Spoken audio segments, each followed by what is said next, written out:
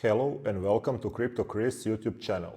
Today we will dive into current market situation and take a closer look at some key technical and psychological factors that could shape crypto's future. If you are following Bitcoin on daily charts, you may have already noticed a few signals suggesting a potential drop but also an opportunity for a recovery. I'll share my thoughts, technical analysis and personal views on this market to give you a better understanding on what lies ahead. Stay tuned because we will also cover some important events that are shaping the crypto world. Let's start with something that might interest short-term traders the most. I'll tell you right away, there is a significant chance we could see a larger drop to around 80 to 78,000 range. Right now, that seems likely a very possible scenario to me, but there is also a good chance that we see a short-term price recovery before that happens. That being said, I have to point out that personally this doesn't concern or affect me too much. Of course, I would love to catch every market move, sell at the absolute peak and buy at the perfect local bottom, but be aware that's simply not possible. That's why my approach is different. I look at the long-term perspective, which gives me much less stress and worry, because in the long run I have strong conviction, especially in Bitcoin. So first of all, I'll show you the technical analysis I'm currently following and share 3 reasons why I believe we could revisit the 80k level I just mentioned.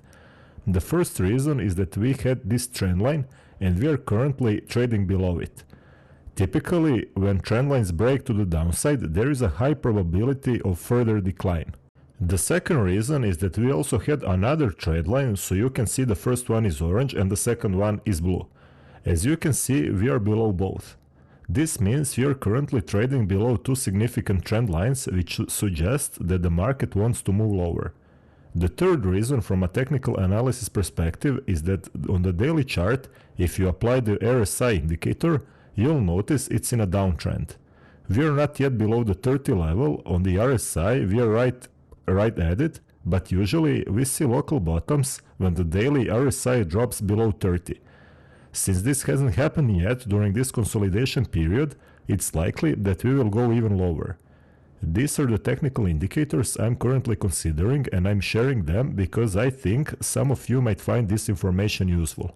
Now let me show you a bit more in-depth information and explain why I'm talking about the price level or 80 or to 78k.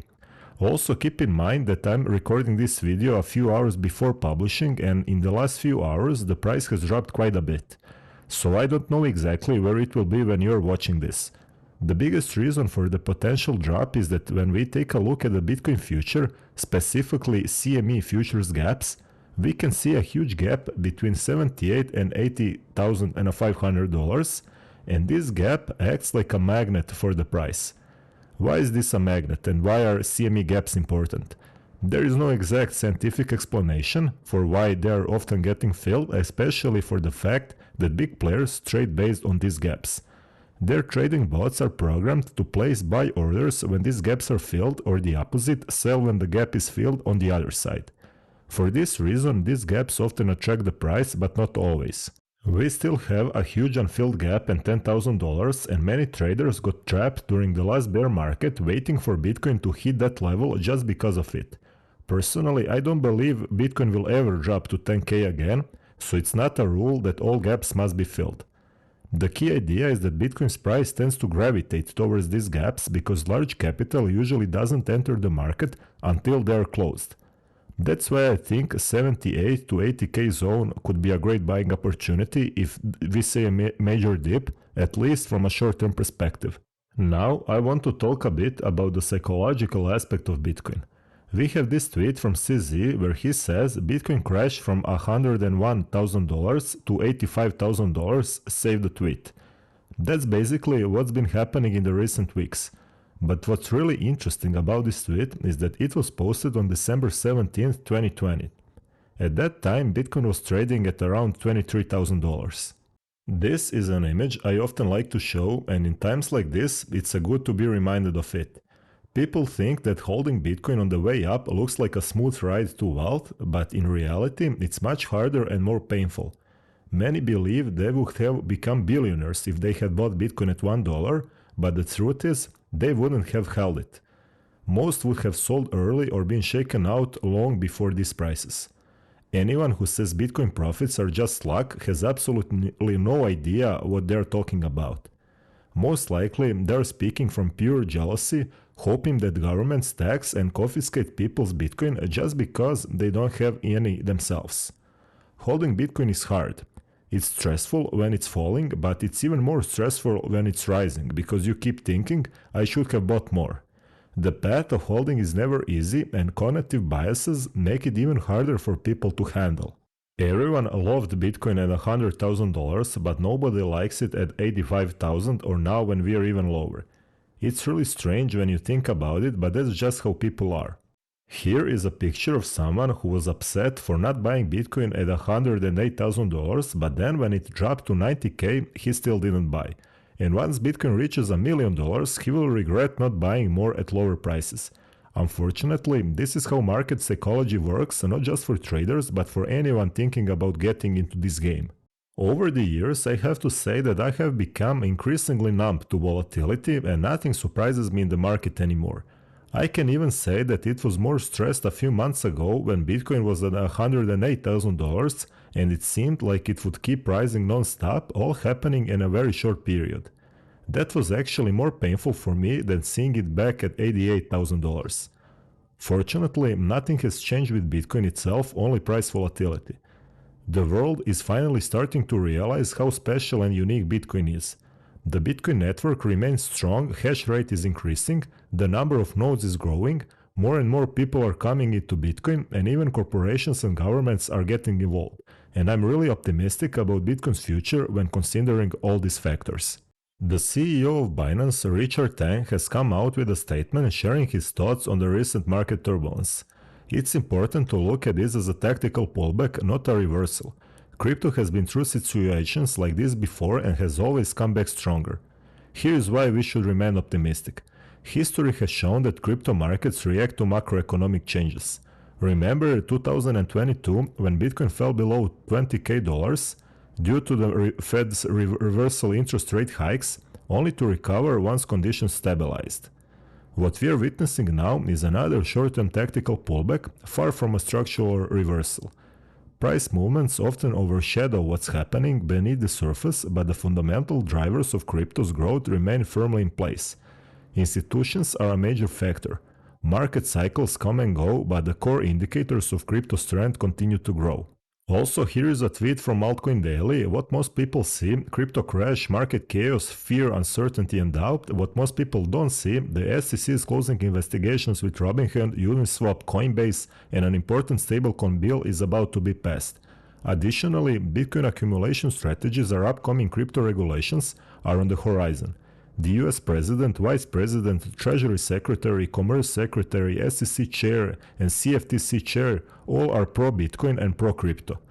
Bitcoin holders and crypto enthusiasts are now in positions of power within the US government more than ever before in history. We now have the SEC's Crypto Task Force and the White House advising on crypto, the Crypto Advisory Board, and more.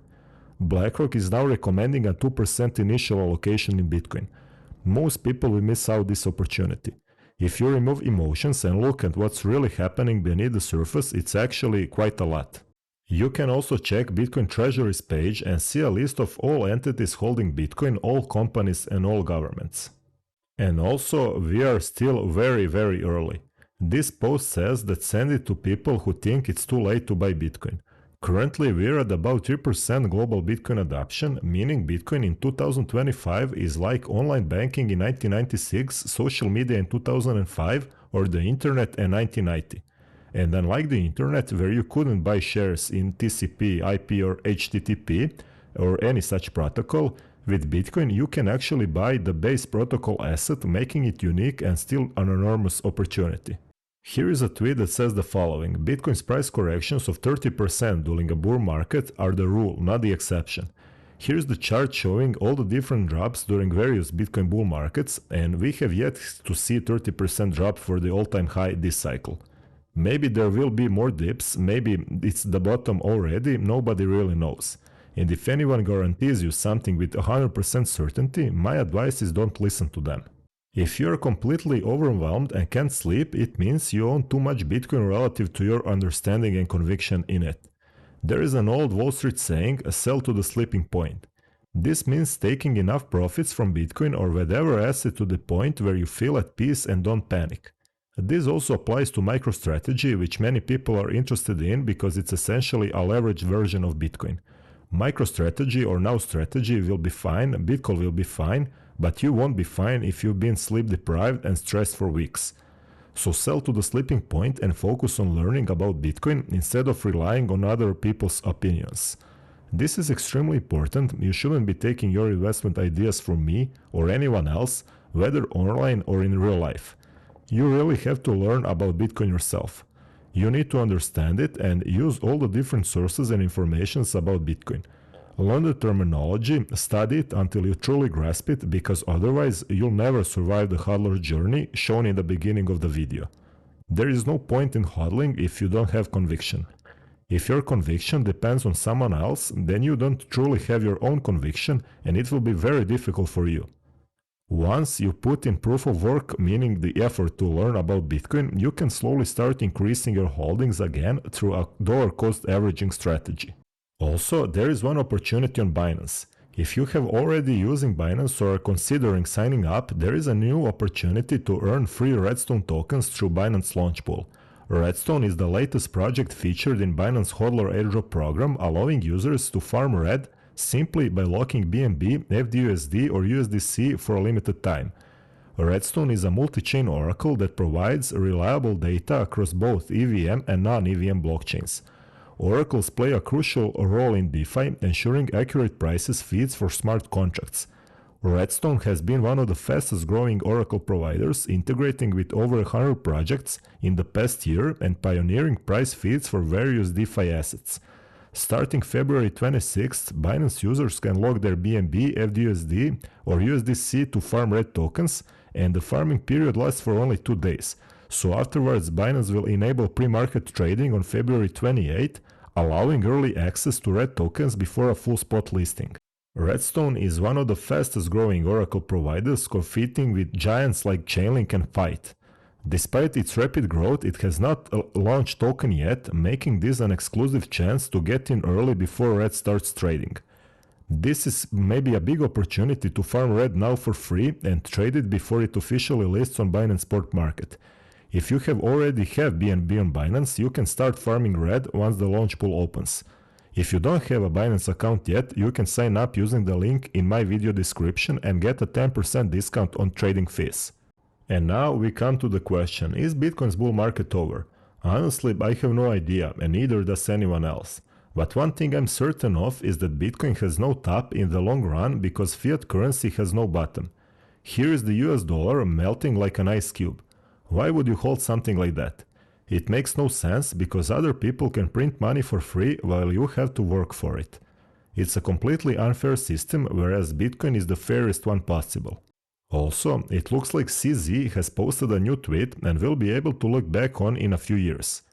We're waiting for the next headline, Bitcoin crash from $1 million to $985,000. Save the tweet. February 25th, 2025. I have a feeling we'll revisit this post sooner than most of you think at this moment.